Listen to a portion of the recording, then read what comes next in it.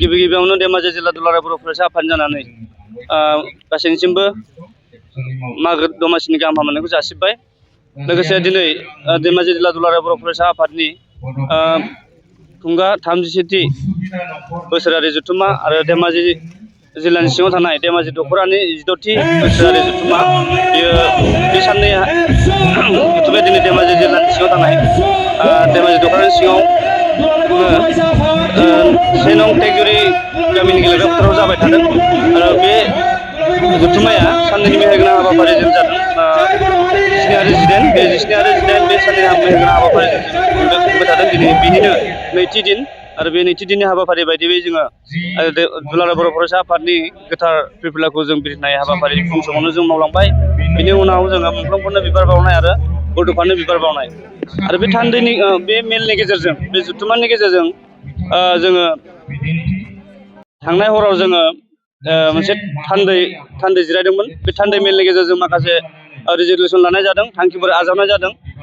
बे थांखिफोरानो जाहैबाय जों गिबियावनो जोंनि धेमाजि जिल्लानि सिङाव थानाय माखासे सोलोंथाइनि जेंना, बे जेंनानि सायाव जों गोबां गोथौयै रायलायदों आरो हर थौनानै सोरां गुलायदों।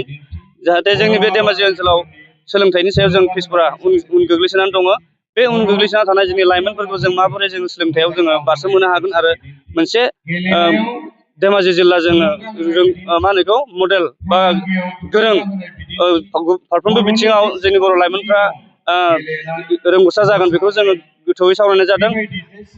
आरो लोगोसे जोङो जोंनि बे थांनाय थान्दैनि गेजेरजों गोबां जोंनि दख'रानि दैदेनगिरिफ्रा माखासे सोलोंथाइनि सायाव पारफरमेन्स बा बाहागो लादों। सोलोंथाइनि सायाव जों मा राहा लायोबा जोङो सोलोंथाइखौ जोङो गोग्गोम खालामनो हागोन बा जोङो फोथांना दोननो हागोन। जोंनि बे ओनसोलाव धेमाजि जिल्लानि सिङाव थानाय बर' फरायसालिफोरनि अबस्थाया मोजां नङा। दिनै फोरोंगिरि गैया। फोरोंगिरि फैदोंमोन आसाम टेट बा पास जानानै फैनाय जोंनि बिटिआरनि सिङाव थानाय माखासे टेट फोरोंगिरिफ्रा दिनै जयेन जाफैदोंमोन जोंनि धेमाजि जिल्लानि सिङाव थानाय। नाथाय दुखुनांथाव बाथ्रा, बिसोरो दिनै साख्रिखौ नागारनानै गावसिनि जायगायाव थांफिनजोब्बाय। दा बे लेखायै आरो फिन जोंहा माखासे समस्यायाव गोग्लैफिनबाय, प्रब्लेमाव गोग्लैफिनबाय।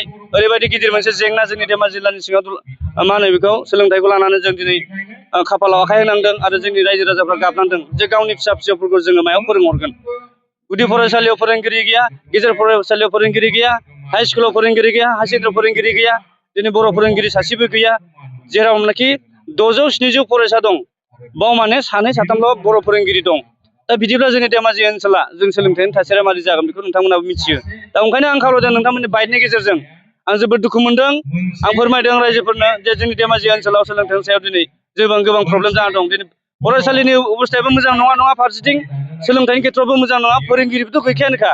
बिनि सायाव दिनै जों बर' बिजोंखौ फोथांना लाखिनाय मोनसे सिन्था खालामदों। बे सिन्था खालामनायनि जि मोनसे जोंनि धारना बेयो जोंना दिनै सिमाङैनो जानानै थांबाय। गोबाव समनिफ्राय जों नाजाबोबाय थादों जे जोंनि बर' फरायसालिफ्राव जोङो बर' फोरोंगिरि थिसननानै बर' माहारिनि बर' रावखौ फोथांनायजों लोगोसे जोङो बर' गुदि फरायसालि बा बर' रावखौ फोथांनायजों लोगोसे जों फरायसालिफोरखौ फोथांना लाखिनो। नाथाय बे जोबोद जोंनि धेमाजि जिल्लानि थाखाय दुखुनांथाव बाथ्रा जानानै थाबाय। आरो बावैसो सिगाङाव आसाम सोरखार सोलोंथाइ मन्थ्रिजों रायज्लायनायाव मोनसे सावरायनायाव मोनसे फिथाइ जों मोनगोन होननानै सानदोंमोन।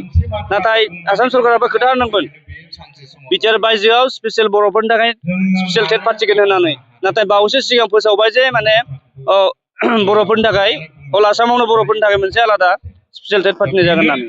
दा बे जोंनि थाखाय जोबोद दुखुनांथाव बाथ्रा। दिनै जोङो धेमाजि जिल्लायाव सेन्टारखौबो जों मोननो थाङासै।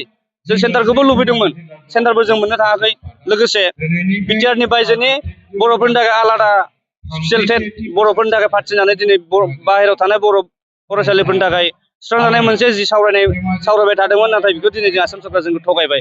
बेयाव आसाम सरकारखौ जोबोद दुखु मोनदों आरो निन्दा होदों बे जोंनि फरायसालिफोरखौ बिसोरो बुथारनायनि जि मोनसे जरजन्त्र खालामदों। आरो जों धेमाजि जिल्लायाव बर' रावनि मिडियामफोरखौ बर' गुदि फरायसालि बा बर' फरायसालिफोरखौ बिसोर हासिब सिबनानै गारहरनायनि मोनसे जरजन्त्र खालामदों। आं बेखायनो स्ट्रंलि कन्डेम खालामदों। फैबाय थानाय समाव जोङो धेमाजि ओनसोला गासैबो रायजो राजाफ्रा खौसे जानांगोन आरो जोंनि बे सोलोंथाइनि मोन्थायखौ जों बिख'ना लाथारनांगौ। जों बयबो साग्रिद जानांगोन। आरो आं खावलायदों, बेखौबो जों खावलायदों जे जनस्बिखौ बुंबाय, जोङो सोलोंथाइ मन्थ्रिखौ जों बुंबाय, आच्चा नोंथाङा धेमाजि जिल्लानि सासे मन्थ्रि, अब्ला नोंथांनि जायगायाव मानो जोंनि बर'फोरनि थाखाय मोनसे सेन्टार स्पेसियेल टेटनि थाखाय बर'फोरनि टेटनि थाखाय एग्जाम सेन्टार मानो लाबोनो हाया नाथाय बिथाङा बानायगोन होनना बुङो नाथाय दिनै अनलाइन खालामनाय माखासे फरायसाफोरा आंखौ कुइसन खालामदों दा आं रिप्लाइखौ मा होनना बुङो दिनै अनलाइनाव दिनै नुजायाखै धेमाजि जिल्लायाव मोनसे सेन्टार बे सेन्टारखौ जाहाथे जों खावलायदों जे जोंखौ जियानो जा जों सेन्टारखौ धेमाजि डिस्ट्रिक्टआव होयो बेखौसो आं खावलायगोन दिनै जोङो गेवलां मेल नैथि हाबाफारि गेवलां मेलाव जोंहा दुलाराय बर' फरायसा आफादनि सासे नेहाथारि आनन्द दैमारि नुजाथिफैबाय बिथाङा अलरेडि नुजाथिफैनो हाखाबाय दा दसेनि उनाव जोङो बिथांखौ गेवलां मेलाव बाहागो गाहाय आलासि महरै जोङो बाहागो लानो थाखाय खावलायगोन आरो BKWSनि चिफखौ जों लिंदोंमोन बिथाङा माखासे उसुबिदानि थाखाय फैनो हायानो ओंखायनो दा BKWS चिफनि जायगायाव OSD बिथां गयारि सुकुसर गयारिया दिनै बाहागो लाफैगोन आसा खालामो दिनै बे गेवलां मेलजों जों माखासे नैबे ओनसोलखौ धेमाजि ओनसोलखौ जोङो मोनसे सोलायनाय लाबोनो हायो नामा जे बड'फानि मोनसे मावथांखि बड'फानि जि सिमां मोगथाङाव बर' माहारिखौ मोनसे मास्टार रेस दानायनि जि सिमां मोनफ्रोमबो बिथिंथिं आबादनिफ्राय लानानै गेलेनायनिफ्राय लानानै हारिमुनिफ्राय लानानै सोलोंथाइनिफ्राय लानानै गासैबो बिथिङाव जों सोलायनाय लाबोनो हागोन होननानै आङो आसा खालामदों